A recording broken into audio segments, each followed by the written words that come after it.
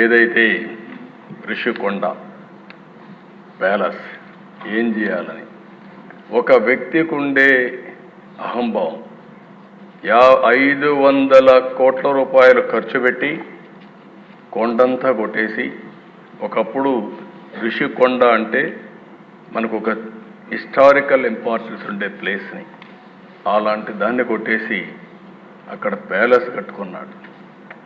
ఆ ప్యాలెస్ కట్టుకోవడం ఇప్పుడు వాళ్ళ నాయకులు చెబుతున్నారు. ఎందుకు కట్టారంటే ప్రధానమంత్రి ప్రెసిడెంట్ ఆఫ్ ఇండియా వస్తారంట, వాళ్ళ కోసం నేను ప్యాలెస్ కట్టాడంట. అంటే ఇంకా మనం అందరం నమ్మాలి దిశ. అంటే ఈ రాష్ట్రంలో ఎక్కడికి పోతుందో నాకైతే అర్థం కావడం లేదు. శాశ్వతంగా కొంతమంది నాకు వచ్చి చెప్పారు, ఓసారి ఒక్కొక్క వ్యక్తి ఏ విధంగా తలుస్తారు, భగవంతుడు ఏ విధంగా నిర్ణయిస్తాడు అనేది ఇది ఒక ఉదాహరణ దిశ.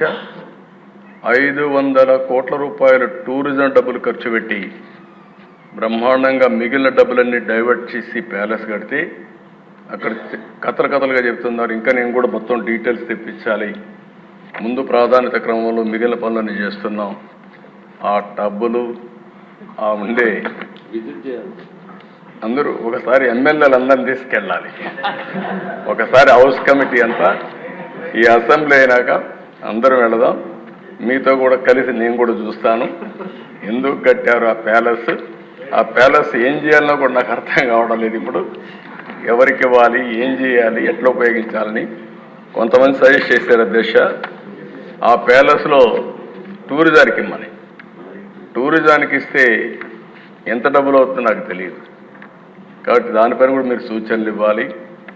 ఇక్కడ కూడా ప్రజావేదిక కూల్చేశారు, ఆ 7 స్టార్ హోటల్, దానికి మేనేజ్మెంట్ మీకే ఇస్తాం, ఆ వడ్డీ అయినా వసూలు చేసి మాకు ఇవ్వండి. ప్రజాధనం అది ఎంత డబ్బులు వస్తుందో చూసుకుంటే ఒక 7 స్టార్ 9 స్టార్ హోటల్ కూడా ఏం పనిచేయవు అక్కడ.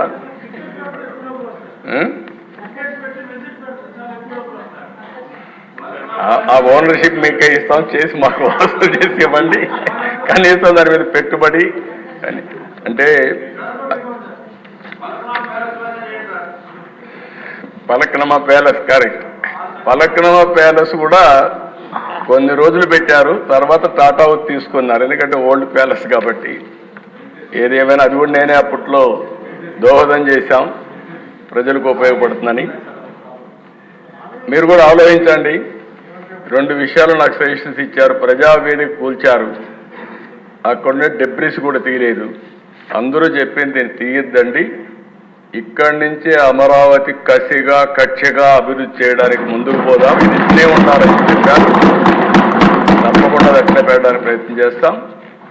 ఇది కూడా ఋషికొండ మీద ఉండే ప్యాలెస్ని ఏం చేయాలో మీరు కూడా ఆలోచించండి. దాన్ని కూడా శాశ్వతంగా మనం ఏం చేయాలో ప్రజలకు కూడా పెట్టే పరిస్థితిని చేద్దాం.